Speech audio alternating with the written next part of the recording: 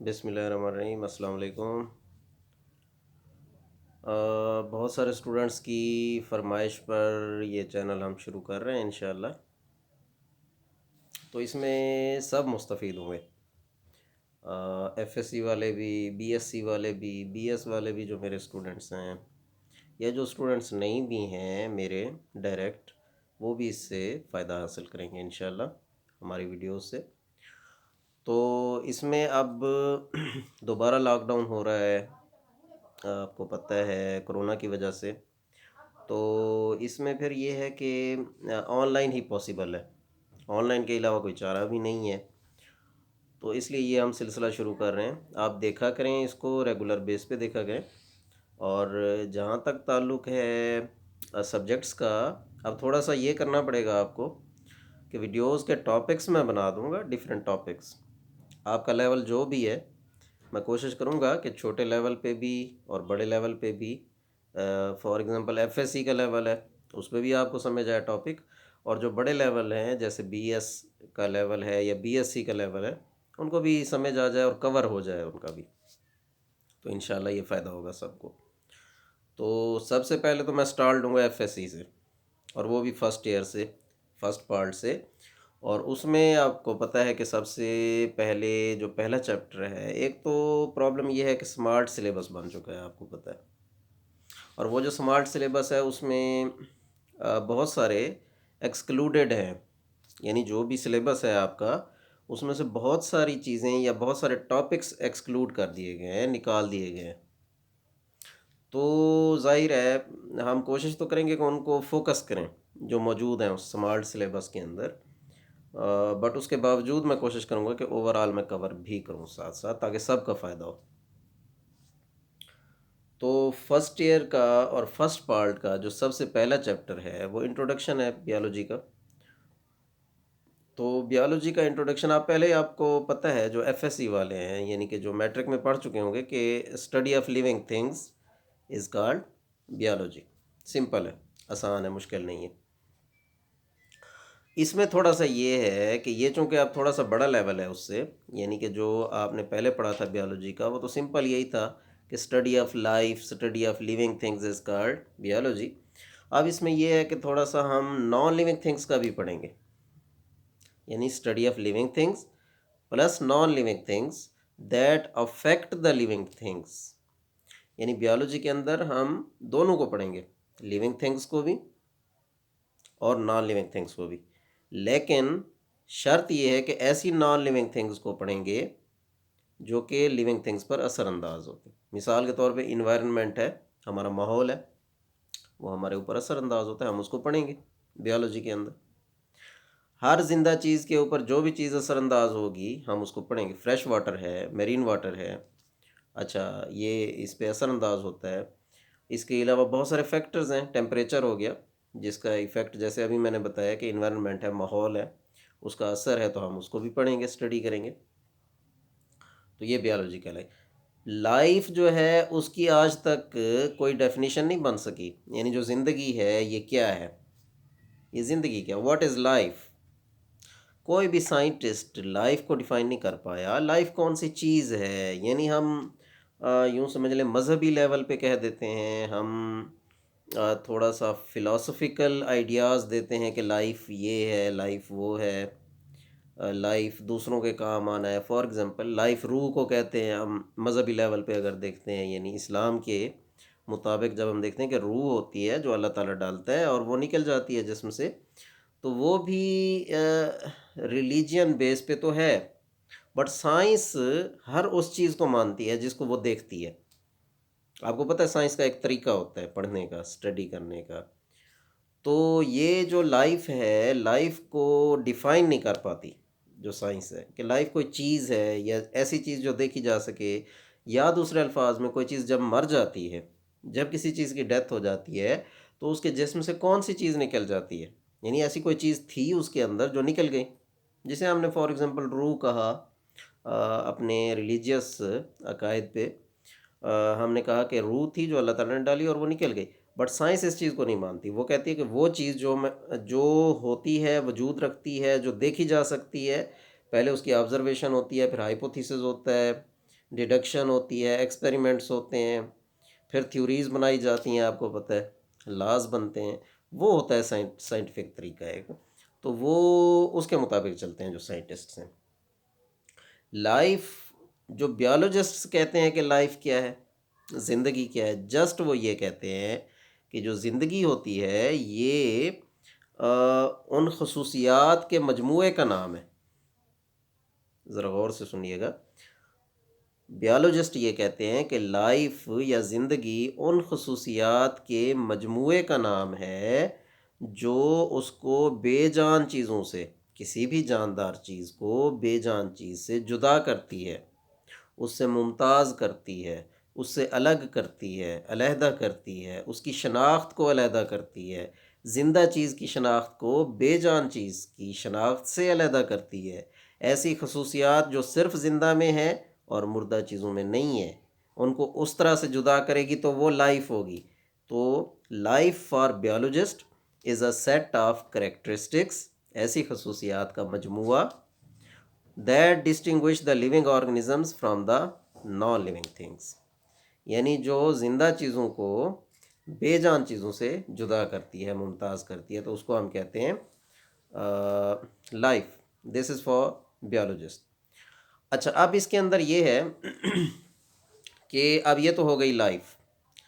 हम देखते हैं अब लाइफ के बाद बहुत सारी ब्रांचेस ऑफ बियोलॉजी हैं, यानी ये तो जस्ट एक यूँ समझ लें बेसिक कंसेप्ट हो गया, और इसको हम कहते हैं कि लाइफ जो डिस्टिंग्विश कर रही है, जो जुदा कर रही है नॉन लिविंग थिंग्स और लिविंग थिंग्स को।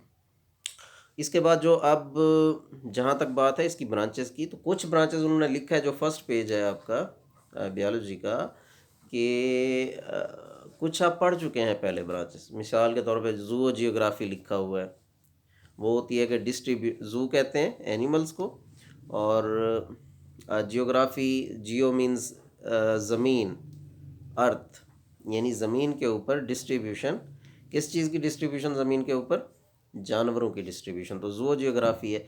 हाँ, अगर बायो जियोग्राफी होगी तो ज़िंदा चीज़ें। अब ज़िंदा चीज़ों में सिर्फ जानवर नहीं आते, आपको पता है इंसेक्ट्स भी वो आते हैं, प्लांट्स भी आ जाते हैं, प्रोकैरियोट्स भी आ जाते हैं, प्रोटिस्टा भी आ जाता है, 5 किंगडम है, वो सारे आ जाते हैं उसके अंदर। तो वो हम कहेंगे उसको बायो जियोग्राफी, अगर सारी लाइफ का हमने कहना है, सारी लिविंग थिंग्स का कहना है। और अगर हमने कहना है सिर्फ जानवरों का, तो हम कहेंगे जू जियोग्राफी, जू फॉर एनिमल्स।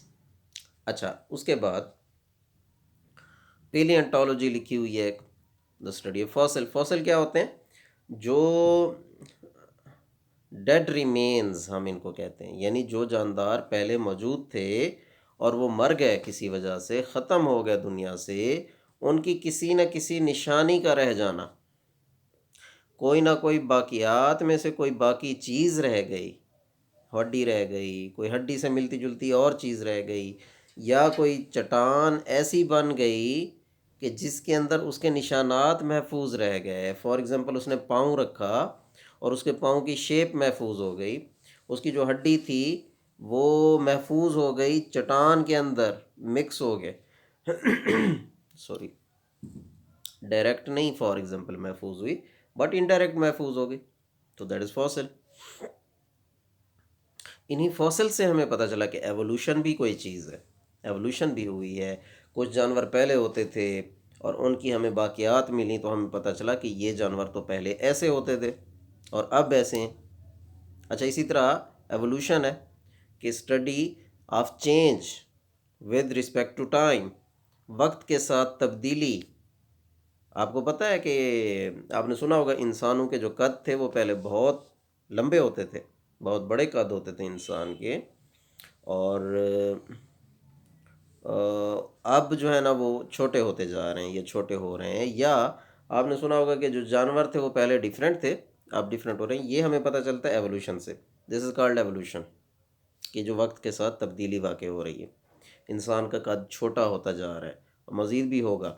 ये एवोल्यूशन मुसलसल प्रोसेस है, मुसलसल कॉन्टीन्यूअस प्रोसेस है, यानी ये रुकता नहीं है, ना रुका है, ना अब रुक रहा है और ना ही रुकेगा। इसमें बेहतरी होती है। जो एवोल्यूशन है ये इंसानियत की बेहतरी के लिए ही होती है, कुदरत इसको बेहतरी के लिए करती है एवोल्यूशन। अगर ये ना हो तो फिर बेहतरी नहीं होती। अच्छा, इसी तरह से और भी बहुत सारी ब्रांचेज़ हैं, और वो ये है कि ये चंद जो मैट्रिक में भी दी हुई थी आपके, अब दोबारा उन्होंने एफएससी में रिवाइज़ करा दी हैं, बट इसके अलावा कुछ बड़ी ब्रांचेज़ हैं जो अगले पेज पे इन्होंने लिखा। मसलन मॉलिक्यूलर बियोलॉजी है, यानी जो अब आप पढ़ेंगे उसमें वो शामिल है। तो मॉलिक्यूलर बियोलॉजी जैसे कि नाम से ज़ाहिर है कौन सी होगी, ऐसी बियोलॉजी जिसके अंदर आप मॉलिक्यूल्स को पढ़ेंगे। मॉलिक्यूल्स दो तरह के होते हैं बेटा, दो तरह के मॉलिक्यूल्स हैं। कौन कौन से होते हैं? एक होते हैं माइक्रो मॉलिक्यूल्स और दूसरे होते हैं macro molecule. Simple, micro molecule हम कहेंगे कि जिनका मॉलिक्यूलर वेट कम हो, छोटे को नहीं कहना, जिसका मॉलिक्यूलर वेट, एक होता है ना मॉलिक्यूलर वेट, हम इसको कहते हैं, यानी एक मॉलिक्यूल का वेट है जिसके अंदर एटम्स के जो वेट है उनको जमा किया जाता है, मॉलिक्यूलर वेट उसका अगर कम है, छोटा मॉलिक्यूलर वेट है, थोड़ा मॉलिक्यूलर वेट है, तो हम कहेंगे माइक्रो। माइक्रो मीन्स छोटा। अच्छा, मैक्रो होता है MACRO, तो वो बड़ा, यानी अगर उसका मॉलिक्यूलर वेट बड़ा है तो that is called macro molecules. तो ये इसमें देखे जाते हैं, माइक्रो मॉलिक्यूल भी पढ़े जाते हैं, मैक्रो मॉलिक्यूल्स भी पढ़े जाते हैं, मॉलिक्यूलर बियोलॉजी। अच्छा, फ्रेश वाटर बियोलॉजी, अब उसके अंदर हम पढ़ेंगे तो बियोलॉजी यानी लिविंग थिंग्स, बट उसके अंदर हम ये देखेंगे फ्रेश वाटर कैसा है, वो असर कौन सा डाल रहा है। अभी थोड़ी देर पहले बात हुई है कि नॉन लिविंग थिंग्स को भी पढ़ेंगे, यानी वाटर की क्वालिटी को भी देखेंगे कि वो जो असरअंदाज होगी उन एनिमल्स पे जो वहाँ रहते हैं फ्रेश वाटर में, उसको भी, यानी फॉर एग्जांपल उसकी पीएच को पढ़ा जाएगा, उसके कलर को देखा जाएगा, उसके अंदर मौजूद टॉक्सिसिटी, जहरीलापन जो असरअंदाज होगा, पोल्यूशन, उसको देखा जाएगा। तो फ्रेश वाटर और मैरीन वाटर में क्या फ़र्क है? सिंपल, ऐसा पानी जो पीने के काबिल हो, यानी जो पिया जा सके, that is called fresh water. और ऐसा पानी जो समंदर का खारा पानी जिसको कहते हैं, जो पिया नहीं जा सकता, पीने के काबिल नहीं होता, that is called marine water. तो ये जो फ्रेश वाटर बियोलॉजी है और मेरीन वाटर बियोलॉजी है, that is related with the animals और organisms living in those environments, living in those habitats. Habitat कहते हैं रहने की जगह जहाँ कोई जानदार रहता है। तो जो फ्रेश वाटर बियोलॉजी है उसमें हम हैबिटेट पढ़ेंगे फ्रेश वाटर में रहने वाले जानदारों का, और जो मैरीन बियोलॉजी है उसके अंदर हम जानदारों का हैबिटेट और जानदारों को स्टडी करेंगे जो मैरीन इन्वायरमेंट में रहते हैं, समुद्री पानी में रहते हैं। अच्छा, इसके अलावा एक लिखी हुई है ह्यूमन बियोलॉजी। ह्यूमन बियोलॉजी इसके नाम से ज़ाहिर है क्या होगी, स्टडी ऑफ ह्यूमंस, यानी इंसानों को हम इसमें स्टडी करेंगे। तो इंसानों की जो बियोलॉजी है वो ह्यूमन बियोलॉजी कहलाएगी। अच्छा, इसी तरह से एक सोशल बियोलॉजी है, अब इसमें सोशल बिहेवियर स्टडी किया जाएगा। आपने देखा होगा सोशल बिहेवियर बड़ा इंटरेस्टिंग है। इंसान को कहा जाता है कि man is a social animal, यही कहा जाता है ना कि सोशल एनिमल है, यानी कि सोसाइटी में मिलकर रहता है। एक बड़ा होता है उसको फॉलो करते हैं बाकी छोटे, फिर उनसे जो छोटे होते हैं वो उसको फॉलो करते हैं, और ये तरीका मुसलसल जारी रहता है नस्लों तक। और ये बेहतर है, होना भी ऐसे चाहिए, क्योंकि जो बड़ा होता है उसका एक्सपीरियंस होता है, वो उस एक्सपीरियंस से जो छोटे हैं वो फ़ायदा उठाते हैं। यही बिहेवियर जानवरों में भी पाया, आपने देखा होगा कि जो चींटियाँ होती हैं वो कतार बना के चल रही होती हैं। अब उनका ये बिहेवियर है, ये सोशल है, अब वो एक दूसरे के साथ राब्ता रखती हैं। अब कतार से जो भी चींटी हटेगी उसको खुराक नहीं मिलेगी, वो सारी एक दूसरे के साथ। आपने देखा होगा ये नेशनल ज्योग्राफिक चैनल पे या बहुत सारे चैनल्स हैं, उसमें वो दिखा रहे होते हैं कि जो शेर है फॉर एग्जांपल, या जो बाकी जानवर, वो इकट्ठे मिलकर शिकार कर रहे होते हैं। उसका फ़ायदा क्या होता है कि वो इजी हो जाता है, आसान हो जाता है शिकार करना, फिर सबको अपना अपना हिस्सा मिल जाता है।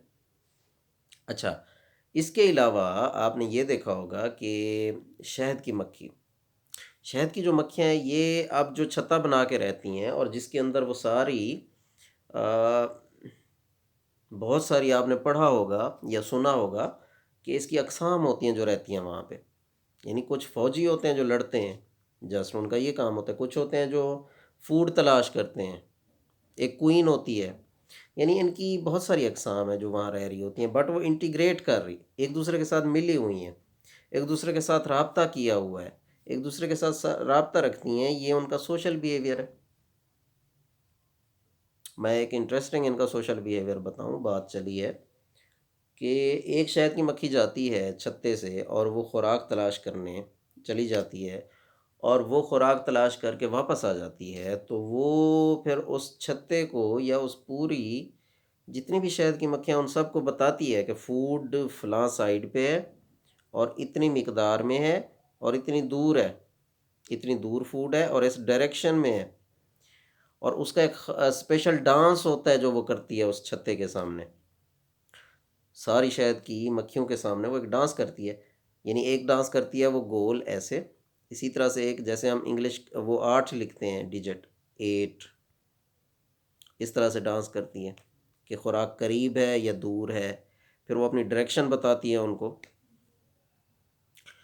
तो ये उनका कम्युनल बिहेवियर, कम्युनिकेशन है उनकी, एक राब्ता है उनका।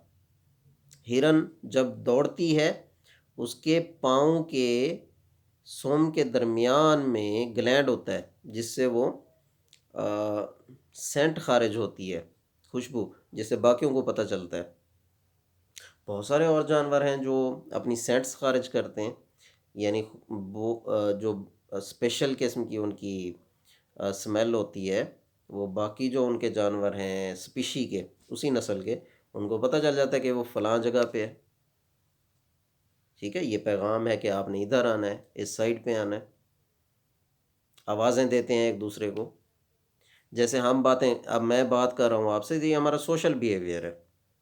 ठीक है, यानी किसी से कम्युनिकेशन, राब्ता करना, तरीके से राब्ता करना, ये सोशल बिहेवियर इंसान में तो सबसे ज़्यादा डेवलप्ड है ही, बट बहुत सारे जानवरों में ये सोशल बिहेवियर भी है, तो ये सोशल बियोलॉजी में आ जाता है ये सारा।